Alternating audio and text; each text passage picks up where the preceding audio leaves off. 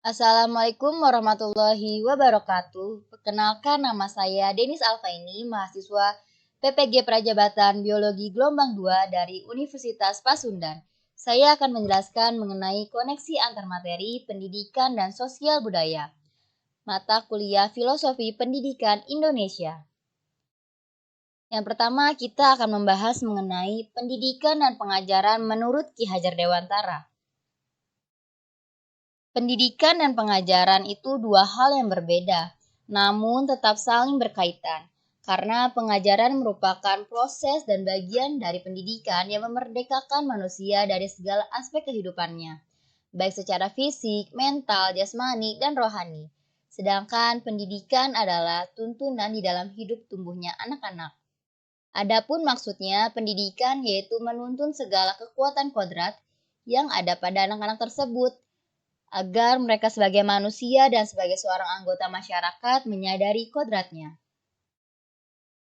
Selanjutnya, bagaimana relevansi pemikiran Ki Hajar Dewantara dengan konteks pendidikan saat ini dan saat saya bersekolah atau ketika saya menjadi peserta didik? Menurut Ki Hajar Dewantara, pembelajaran itu harus sesuai dengan kodratnya. Namun nyatanya ketika saya menjadi peserta didik, pemikiran Ki Hajar Dewantara ini belum relevan. Karena ketika saya bersekolah terdapat ekstrakurikuler wajib, yaitu pramuka. Sedangkan tidak semua peserta didik menyukai kegiatan tersebut. Namun tetap harus mengikutinya karena kegiatan pramuka ini termasuk ke dalam nilai rapot. Menurut saya hal tersebut tidak sesuai dengan kodratnya. Karena peserta didik tidak bisa diberikan kebebasan untuk memilih ikut atau tidak kegiatan tersebut. Sedangkan pada pembelajaran saat ini, terdapat beberapa sekolah, bahkan banyak sekolah yang mewajibkan peserta didiknya mengikuti lintas minat yang sudah dipilih oleh sekolah. Maka ini akan terasa memaksa karena tidak bisa memilih pembelajaran yang mereka niati tersebut. Namun ada juga yang relevan. Contohnya, pembelajaran harus sesuai dengan nilai kebudayaan.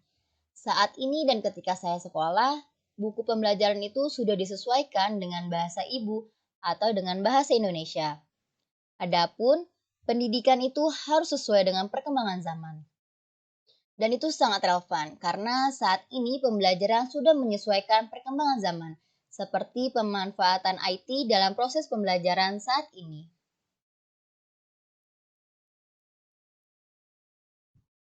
Selanjutnya, pendidikan yang menuntun. Menurut Ki Hajar Dewantara, pendidikan itu memberikan tuntunan atau menuntun terhadap segala kekuatan kodrat yang dimiliki anak agar ia mampu mencapai keselamatan dan kebahagiaan yang setinggi-tingginya, baik sebagai seorang manusia maupun sebagai anggota masyarakat. Kodrat alam dan kodrat zaman. Membangun karakter siswa menurut Ki Hajar Dewantara sesuai dengan kodrat alam dan kodrat zaman. Kodrat alam berkaitan dengan sifat dan bentuk lingkungan di mana anak itu berada. Sedangkan kodrat zaman diartikan kekuatan, potensi, atau keadaan diri yang berubah secara dinamis sesuai dengan kondisi sosial, budaya masyarakat, atau perkembangan zaman. Pendidik itu membimbing siswa berkarakter yang baik dan mengaburkan sifat-sifat buruknya. Selanjutnya, budi pekerti. Penerapan budi pekerti diartikan sebagai keselarasan hidup anak yang dilatih melalui pemahaman kesadaran diri yang baik tentang kekuatan dirinya, kemudian dilatih mengelola diri agar mampu memiliki kesadaran sosial bahwa ia tidak hidup sendiri dalam relasi sosialnya. Sehingga ketika membuat sebuah keputusan yang bertanggung jawab dalam kemerdekaan dirinya dan juga kemerdekaan orang lain. Pendidikan sistem Among. Menurut Ki Hajar Dewantara, bersendikan pada kodrat alam dan kemerdekaan, pengajaran dan pendidikan berdasarkan pada asih, asah, dan asuh. Sistem Among ini berasaskan Ing Ngarso Sung Tulodo, Ing Madya Mangun Karsa, dan juga Tuturi Handayani. Kemudian perspektif sosiokultural dalam pendidikan Indonesia. Pendidikan adalah tempat persemaian benih-benih kebudayaan dalam masyarakat, menurut Ki Hajar Dewantara. memiliki keyakinan bahwa untuk menciptakan manusia Indonesia yang beradab, maka pendidikan menjadi salah satu kunci utama untuk mencapainya.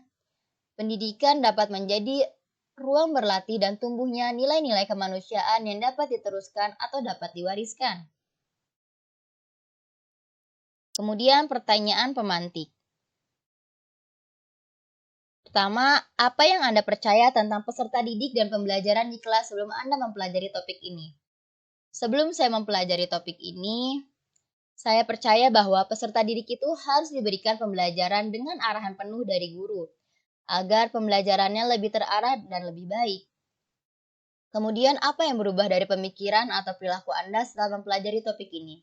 Kemudian, pemikiran saya berubah ketika mempelajari topik ini menjadi pembelajaran yang memerdekakan peserta didik dapat membuat kemampuan peserta didik menjadi lebih terasah dan tugas guru hanyalah sebagai penuntun. Apa yang dapat segera Anda terapkan lebih baik agar kelas Anda merefleksikan pemikiran Ki Hajar Dewantara? Pembelajaran akan saya lakukan itu dengan pembelajaran yang berpusat pada peserta didik, pembelajaran yang menerapkan sistem Among, dan juga pembelajaran yang memberikan kemerdekaan kepada peserta didik.